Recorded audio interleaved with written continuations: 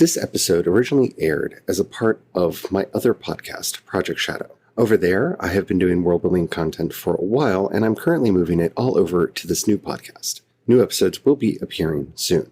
I am currently making all of my old content, including Worldbuilding 101 and Worldbuilding 201, available on this podcast as Season 1 and Season 2 of Mythweaving. I hope you enjoy, and don't forget to have the fun.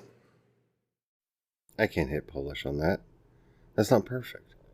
Maybe if I change the wording here, or I don't know. Maybe if I rewrote that entire section, then it would be perfect. But is anything ever really perfect? Let's talk about the problem of perfectionism on today's Project Shadow. Can you hear me? I have something to say.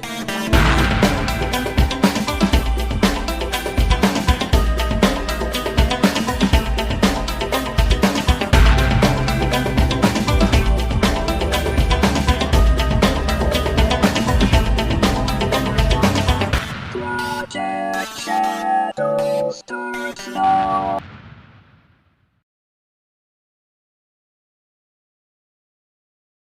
Hello everyone, how are you doing today? My name's Charlie. You might know me better as sci-fi fantasy writer C.E. Dorset, especially for reading my new book, Crucify My Love. And today we're going to be talking about perfectionism. And this is kind of a continuation of what we were talking about yesterday with profession and craft. And it's a little bit different. Actually, it's a lot different. But before we get into all that, if you haven't already, please take a moment to rate this podcast in whatever app you're listening to me on. It really does help it a lot. It tells the algorithms to share the podcast with more people. The more people that listen, the bigger the community. The bigger the community, the better the chance that we get to talk to each other. And after all, that's why I do this in the first place. Thank you to everybody who's already done that. Perfectionism. If I could go through my life and not have to deal with or talk about this issue ever again, I would be so happy. We've talked about demons and how these little thoughts go through our head. And this is one of those horrible little demon monsters that just keeps creeping back in. And it finds new and impressive ways to sneak in and try to take control. Recently, since I started working with World Anvil, working on World Anvil, I'm not really working with them. This is not a sponsored episode. It's become worse. Because, see, I have this way of doing my own world building where ideas kind of come to me a little bit at a time, a piece here and a piece there, and it's kind of like putting together a jigsaw puzzle. And as I get more and more pieces that fit together, sometimes I have to do rewrites of entire sections of the idea because, well, I now see it more clearly and I understand it in more depth. Going and putting it on World Anvil has become a little bit of a problem. I mean, you'd be surprised exactly how many articles I have written for the World Anvil worlds that I'm developing, or that I have developed. Unless you actually went and visited them and went, but there's nothing here. I mean, nothing's been published. And that's the problem. I have this internal fear of sharing that dirty process of, if I can use the vulgar cliche, showing people how the sausage gets made. Because nobody wants to see that, right? But I don't think that's the case anymore. I don't think that that's true because, well, if it were, sites like World Anvil wouldn't exist.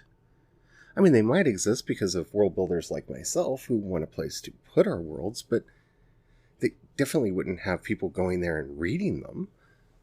And they do. So I think that might be an unfounded fear. But I want it to be perfect. Why would I put it out before it's perfect? I mean, when I write a book, I write a draft, I edit, I revise, and I edit. And then, only when I feel like it would just be taking up more time to try to make it any better than it is, that's when I put it out. That's when it goes out into the world. I can't do that on World Anvil. Because these ideas will never be finished. You see, every time I write a new book or a new short story, that will add to these articles. Every time I create a new character, some nuance of their cultural history will impact numerous articles that will then need to be touched up a little bit. It's going to be unfinished forever.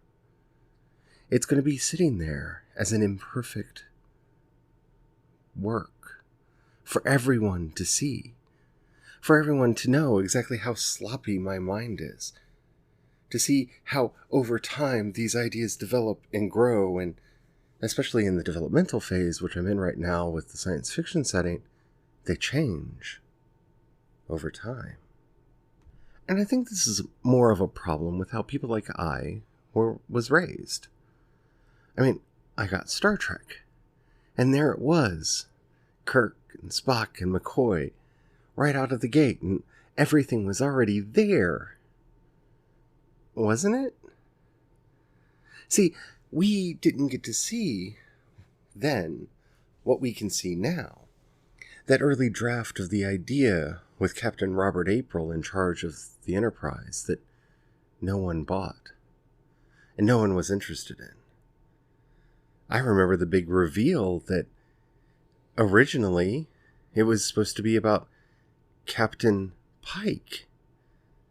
And they got so far that they got to make a pilot, but nobody jumped. Nobody bought. And they had to go back to the drawing board. And then we get the version with Spock. But then, by the time Where No Man Has Gone Before aired, surely they already knew everything, right? But no. Star Trek has always been messy. In fact, if you watch the series in the order in which it was aired, they weren't on a Federation starship. They were on a United Earth vessel, the USS Enterprise. It's not till much later that the idea of the Federation comes in. The story develops. Star Trek has always been an iterative process. Every episode, every season, getting to refine and change the global history, the galactic history, shaping it so that it could include the things that it needed.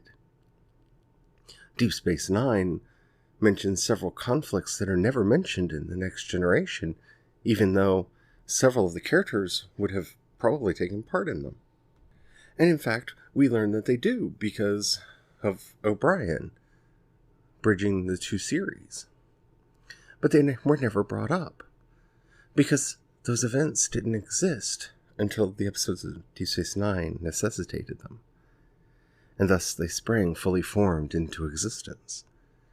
And as each series, each season, each episode, each movie came out, the story, the history, everything was refined bit by bit. Spock was originally a Vulcanian before he became a Vulcan. And then he became a half Vulcan because the story required it. And these changes are huge, and in hindsight, because we all know that Spock is a half Vulcan, we look back and when he's simply called a Vulcanian or a Vulcan in earlier episodes, we just assume that they knew, but because he chooses to live as a Vulcan, that's why they're calling him that. But that's retrofitting the show to fit what we already know, because it's already happened for us. But originally, it hadn't already happened, and those were possibilities just floating out there in the ether. See, Star Trek wasn't finished. Star Trek isn't finished. It's an iterative process. And yet here we are, over 50 years later from its premiere in, I believe, 1965, still talking about it, still having shows coming out. Quite a few, actually, with the new season of Discovery, Star Trek Picard, Lower Decks, and I can't remember what the kids' animated show is going to be called, but there's going to be a kids' animated show, because of course there is. Yeah. They were all unfinished, and continue to be unfinished. And that was okay, wasn't it? I mean, aren't we all expecting to be like Tolkien and have these grand, vast histories spring from our mind like Athena fully formed? I mean, I know a lot of the ideas in the back of my head kind of play around like that, but is that really how writing works? Is that really how any of this works? Why am I so afraid to hit publish on these articles? To let people see these partial ideas and watch them develop and grow and change. It's because I don't want people to think less of me. And that's really what it is. It's not perfectionism in that I want it to be perfect. It's perfectionism in the worst possible way. How can I be the arbiter of what is and is not in this world if it doesn't spring from my mind fully formed? If I don't already know and have always known how and who and why and what made everything happen, made everything the way that it is, how am I supposed to be trusted? Well, that's a problem for me, not for the readers. I think a lot of readers understand that even if I knew all of that, I wouldn't put it up on the website because I wouldn't want to give spoilers to things that hadn't been written yet.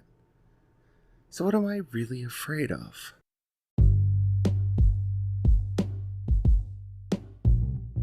We all know the story.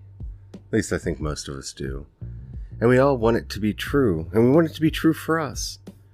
J.K. Rowling on the plane having the kind of daydream of the little boy with a lightning bolt scar running up and down the aisle. And there, in that brilliant moment of insight, she understood everything from book 1 to book 7, and all the nuances and all the little things that were going to happen. We go after George Lucas, saying that all that he knew of what would happen in episodes 1, 2, and 3, well, that obviously wasn't true because it took him time to write them. And well, they don't live up to the standards that we are applying to them, so obviously he was flawed. And these are the two worlds that we straddle. These are the two worlds that I straddle, trapped here between J.K. Rowling and George Lucas. Two people whose works I highly enjoy and highly admire, and would love my work to eventually be put in the pantheon alongside theirs. And now Jo is getting attacked because she's George Lucasing, oh, we've turned his name into a verb, her setting. And she's doing it in the same way with a prequel series that doesn't seem to be completely thought out. Oh no! What are we going to do? Well, obviously the solution is quite clear now, isn't it? Never do a prequel series. No, that's not quite it. That's not the right answer. That's not how we make any of this better. And I think in our hearts we know that.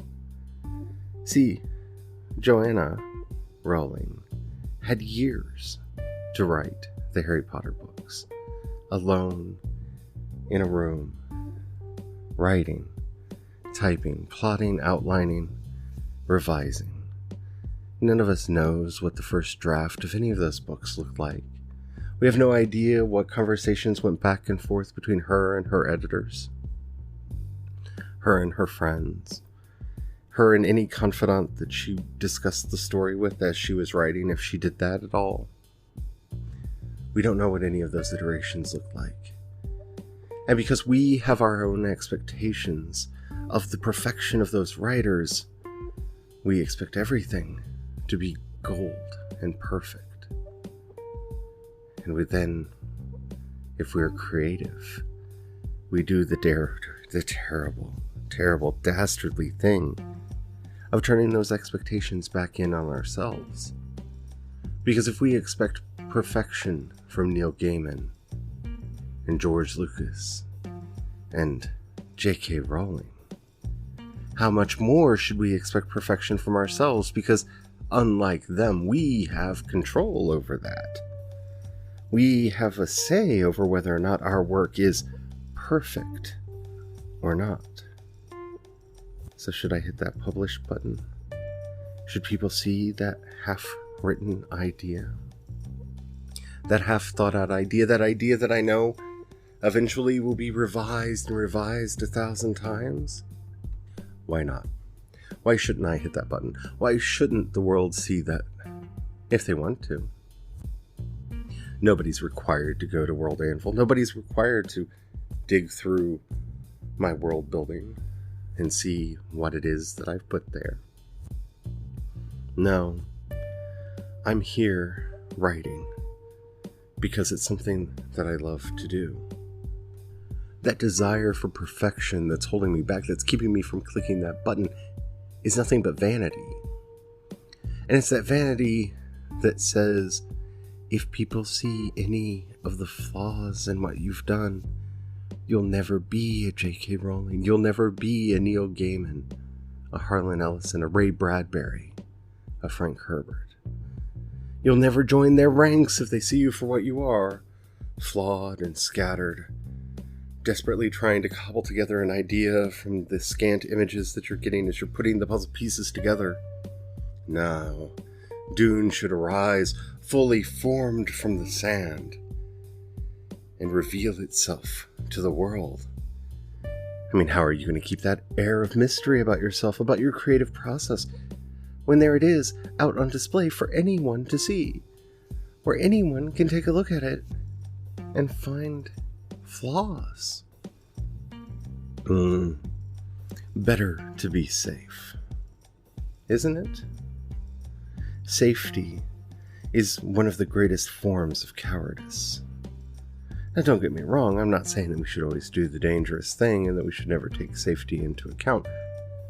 But when we desire it most, especially on things that really can't harm us, we need to ask, what are we really afraid of? See, it's not really safer for me to hide all of this from the world than to put it out. In fact, by putting it out, I might attract a whole new audience who likes going through that world building and seeing everything that's there. I might develop a whole audience on World Anvil that I'd never had before, and never could have had if I hadn't published there. But I will never know if I don't do it.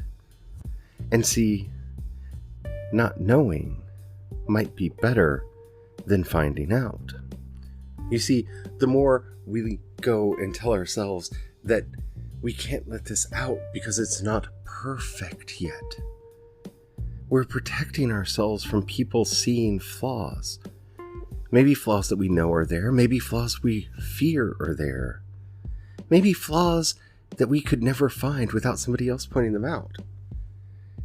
It breaks the illusion that we are these mastermind world builders, that we are these architects of story, that we know what should happen, that we know what should be in these tales and how these worlds should flow, that we know what is right and wrong for these stories.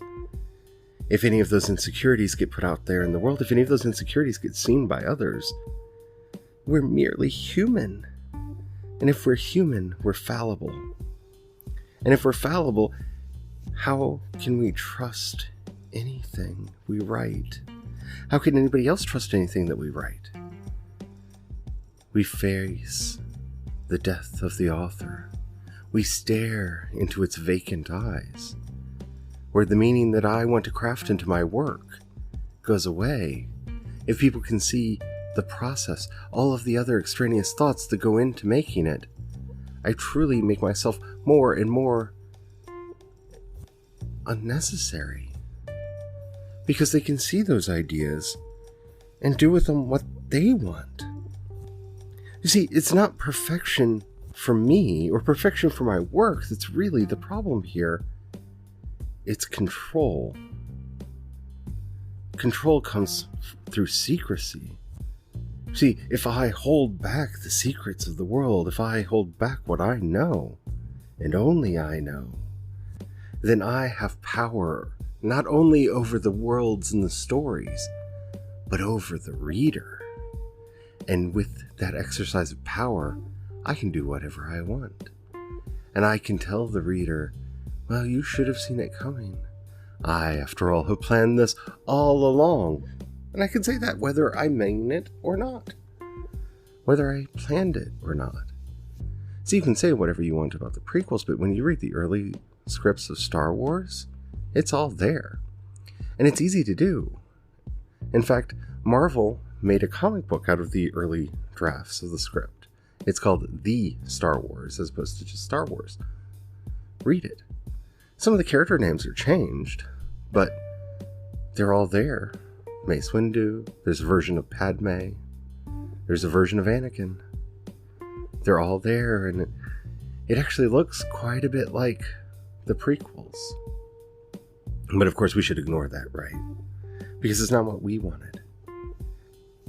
So who has control here? The fans or the writer? Well, if I'm going to put things out into World Anvil, I don't have power anymore. And that's really what I'm afraid of, isn't it? That's why I'm afraid to publish. Is that why you're afraid to publish? What stories are you holding back? Because unbeknownst to you, you're afraid of losing control of them. Something to think about now, isn't it? I hope you enjoyed this episode. If you did and you haven't already, please rate it in whatever app you're listening to me on. It really does help out a lot.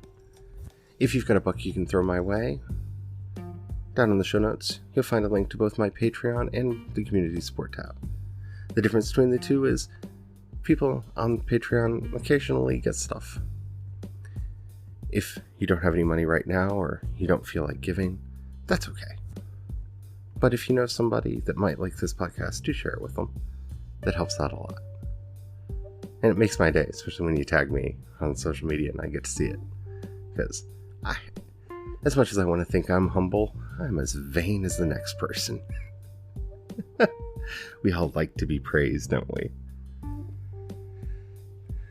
If you have any questions, comments, or topics you'd like to hear discussed on the show, in the show notes you'll find a link to the voice message system. Really is an easy way to get in touch with me. Just remember, keep it short, keep it clean, so I can use it on the show. If you'd rather hit me up on social media, I'm C. Dorset on Twitter and Instagram. You can find links to everything that I do over at projectshadow.com. As you've probably noticed, this podcast has changed a little bit lately. It's become much more of a personal journal. Don't worry, I'm still going to be covering my favorite shows and movies and stuff like that. Books and music and whatnot. But there's something about this format that, I don't know, I've come to kind of like. And I think some of you might as well. I'd love to know what you think about the changes I've been doing. And until next time, don't forget, have the fun. Bye.